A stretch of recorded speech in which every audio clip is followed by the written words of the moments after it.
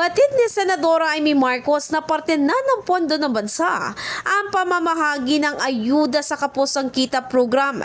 Ito ay para sa mga kwalipikadong benepisyaryo. Kasunod nito, mayroong maikling panawagan ng senadora sa kanyang mga kasamahan na naglilingkod sa bayan.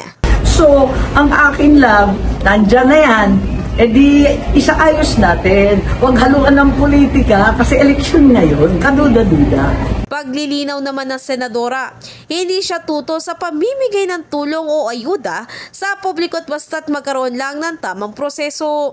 Ang naguguluhan ako noon, kasi parang yung akap, labo-labo, kung sino-sinong binibigyan. Tapos may balita pa, magpapalakas daw sa congressman, magpapalista sa barangay, may mga pamilya na duble-duble ang tinatanggap.